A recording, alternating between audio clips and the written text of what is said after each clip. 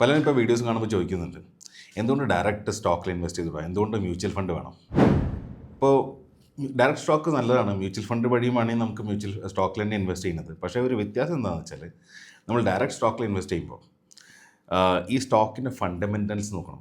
ആ കമ്പനിയുടെ ഫണ്ടമെൻറ്റൽസ്, ആ കമ്പനി പ്രോഫിറ്റബിൾ ആണോ, ഈ കമ്പനിയുടെ ഫ്യൂച്ചർ ഗ്രോത്ത് പ്രോസ്പെക്ട്സ് കാണുന്നുണ്ടോ, it becomes as good as becoming partner in the company. അപ്പോൾ ആ ഒരു കമ്പനിയിൽ പാർട്ട്ണർ ആവണമെങ്കിൽ, നമ്മളിപ്പോൾ നമ്മുടെ ഫ്രണ്ടിൻ്റെ ബിസിനസ്സിൽ പാർട്ട്ണർ ആവണമെങ്കിൽ നമ്മൾ എന്തൊക്കെ ചെയ്യും?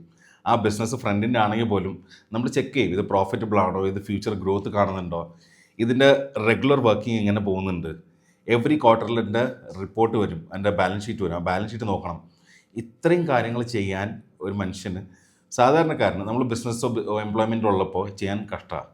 അപ്പോൾ ഇതൊക്കെ ഒരു പെയ്ഡ് പ്രൊഫഷണൽ നമ്മളിൽ നന്നായി ചെയ്യുന്നുണ്ടെങ്കിൽ എന്തുകൊണ്ട് നമ്മൾ ആൾക്ക് കയ്യിൽ കൊടുത്തുകൂടാ? അതാണ് മ്യൂച്വൽ ഫണ്ട്. അപ്പോൾ മ്യൂച്വൽ ഫണ്ടിൽ നമ്മളിതൊന്നും ചെയ്യേണ്ട ആവശ്യമില്ല. ഇതെല്ലാം നല്ല പ്രൊഫഷണൽസ് ആയിട്ടുള്ള ആൾക്കാർ, ഹയർ ചെയ്ത ആൾക്കാർ ഇതിനു വേണ്ടി ഇരുന്ന് പണിയെടുക്കുന്നുണ്ട്. അവർ സെലക്ട് ചെയ്തോളൂ ഏത് സ്റ്റോക്ക് വേണം, ഏത് സ്റ്റോക്ക് കൈ പിടിക്കണം, ഏത് സ്റ്റോക്ക് കൈവിടണം. ഇതെല്ലാം പ്ലാൻ ചെയ്ത് ചെയ്യുമ്പോൾ നമ്മൾ എന്തിനു സമയം കളയണം?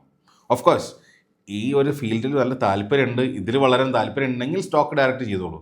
പക്ഷേ ഇതല്ലാതെ നിങ്ങളുടെ ഫോക്കസ് നിങ്ങളുടെ ബിസിനസ്സോ നിങ്ങളുടെ എംപ്ലോയ്മെൻ്റ് ആണെങ്കിൽ പിന്നെ ആ ഡയറക്റ്റ് സ്റ്റോക്ക് ഇൻവെസ്റ്റ്മെൻറ്റ് ചെയ്യേണ്ട ആവശ്യമില്ല. There are good fund managers who can do better than us.